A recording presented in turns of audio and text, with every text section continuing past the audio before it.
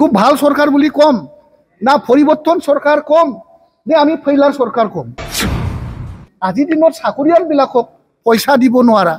ইয়াতকৈ দুৰ্ভাগ্যজনক কিবা বিটিসি সৰকাৰ আছে নেকি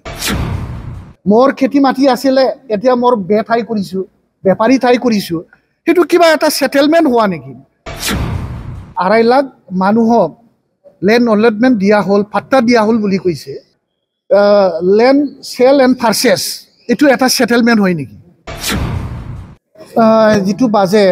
বাজেটটো বেলেগ বাজেট নহয় আমাৰ এক্সপেন্ডিচাৰ শৰ্টেজ আছিলে মানে পইচা ধাৰ্য ধৰাটো কম আছিলে এই কম হোৱা পইচাটো খৰচ কৰিবৰ কাৰণে আজি অনুমোদন লোৱাহে হৈছে আৰু আজি যেটো বাজেট এই বাজেটত আমাৰ যেটো বৰ্তমানৰ চাকৰিয়ালবিলাকৰ পেনশন স্কিম নাই এই পেনশন স্কিম নথকা বছৰত আমাৰ যিসকলে বিএসসি পিৰিয়ডৰ পৰা আজিলৈকে সেক্ৰেটাৰিয়েট আৰু এসএমডিত কাম কৰা আমাৰ ব্যুৰোক্ৰেটসকলৰ যেটো pension one time settlement one time pension ব্যৱস্থা কৰাৰ কাৰণে আজি আমি অনুমোদন জনাইছো আৰু লগতে যেটো আমাৰ লগতেই কাম কৰি থকা chief deputy chief speaker deputy speaker EM সকল আৰু মই নিজৰ অপজিশন লিডাৰ হিচাপে আমাৰ লগত সহায়ক কৰি থকা আমাৰ সহায়কসকলক আমি বহুদিন ধৰি দৰমহা দিব পৰা নাছিলে আজি হেতু দৰমহা দিবৰ কাৰণে ৰেমুনাৰেশন দিবৰ কাৰণে আজি এটা গ্ৰেন্টস এপ্ৰুভ কৰিছো আৰু এতিয়া তেওঁলোকৰ যেটো ৰেমুনাৰেশন আমাৰ লগত কাম কৰা যিসকল আমাৰ হেল্পাৰ সহায়ক তেওঁলোকৰ মাহিলী দৰমহা দিয়াৰ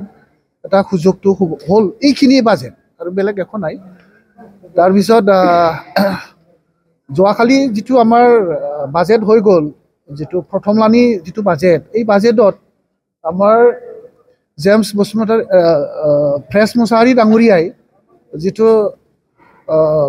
মানে তথ্য বিচাৰিছিলে হেতু আছিলে যে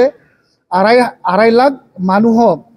ল্যান্ড অলটমেন্ট দিয়া হল পাট্টা দিয়া হল বুলি কৈছে এই পাট্টাদাৰ সকলৰ নাম আৰু লোকেশন আৰু কিমান বিঘা মাটি কাৰ নামত কিমান মাটি দিয়া হল এটোৰ তথ্যহে আমি বিচাৰিছো এটো তেওঁলোকে আজি যেটো দেখিলো যেটো মানে যোৱাকালি আমাক যেটো তথ্য দিছে এই তথ্যত কি লিখা আছে তেওঁলোকে মানে ল্যান্ড সেল এন্ড পারচেজ এটো এটা সেটেলমেন্ট হয় নেকি কিনা আৰু বেচা কাৰোবা বলে সমস্যা আছিল এইটো সমাধান হল আমাৰ দাদা ভাইসকলৰ মাজত দেউতাৰ মাটি আছিল আমাৰ মাৰ নামত মাটি আছিল হেতু ভাগ বতৰা হেতু এটা সেটেলমেন্ট হয় নেকি এ তেনেকুৱা মানে যোৱাকালি যেটো আমাৰ ইএম ডাঙৰীয়াই আমাক মিছা কথা কৈছে বুলি কৈছে আপোনালোকক আমি তথ্য 2.5 লাখ মানুহৰ লিষ্ট নেকি তেওঁলোকে আমাক যেটো দেখুৱাইছে এই দেখুৱা তথ্য মতেতো তেওঁলোকে কেইটামানহে মানে সেটেলমেন্ট কৰিছে কিনা বেচাটো কি আছে মেয়াদি মাটিহে কিনা বেচা হয় না নহয় ৰিক্লাছিফিকেশন মোৰ মাটি আছিলে খেতি মাটি এতিয়া মই বাৰী মাটি কৰিছো মোৰ খেতি মাটি আছিলে এতিয়া মোৰ বেঠাই কৰিছো বেপাৰী ঠাই কৰিছো হেতু কিবা এটা সেটেলমেন্ট হোৱা নেকি 2.5 লাখ মানুহক যে মাটি বাৰী দিয়া হৈছে বুলি কৈছে এই 2.5 লাখ মানুহৰ নামটো দিয়ক না আমাক কোন সাৰ্কেলত কাক কোন লোকেশনত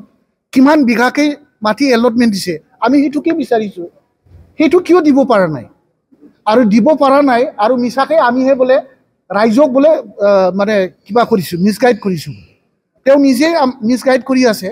উলোটা আমাক মিসগাইড কৰিছে বুলি কৈছে আৰু আমি আজি আপোনালোকক আৰু এটা কথা কম ৰাইজক আৰু এটা অৱগত কৰিম মই যোৱাকালি এটা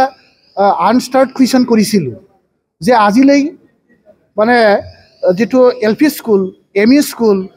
হাই স্কুল এমই মাদ্ৰাসা হাই মাদ্ৰাসা higher secondary school junior college আৰু ডিগ্ৰী কলেজ কিমানটা স্কুল অনুষ্ঠান মানে প্ৰভিন্সিয়েলাইজ কৰা হল বুলি মই এটা প্ৰশ্ন কৰিছো ইয়াৰ প্ৰশ্নৰ উত্তৰটো আমি দিব পাৰো আপোনালোকক আজিলৈকে কোনো এলপি স্কুল প্ৰভিন্সিয়েলাইজ কৰা নাই আজিলৈকে কোনো এম ই স্কুল প্ৰভিঞ্চিয়েলাইজ কৰা হোৱা নাই তেওঁলোকে লিখি দিছে আমাক আৰু মাত্ৰ 10টা কলেজ প্ৰভিঞ্চিয়েলাইজ কৰা হ'ল বুলি কৈছে আৰু লাজৰ বিষয় আজি এই 10খন কলেজৰ যিটো ষ্টাফ টিচিং আৰু নন টিচিং ষ্টাফ ফেকাল্টি মেম্বাৰসকলৰ আজিলৈকে দৰমহা দিব পৰা নাই ইয়াতকৈ লজ্জাজনক কিবা আছে নেকি কথাটো প্ৰভিঞ্চিয়েলাইজ বুলি হৈছে কিয়ৰ প্ৰভিঞ্চিয়েলাইজ মিনছ আমাক দৰমহা পাব লাগে দৰমহা পোৱাৰ ব্যৱস্থাটোহে প্ৰভিঞ্চিয়েলাইজ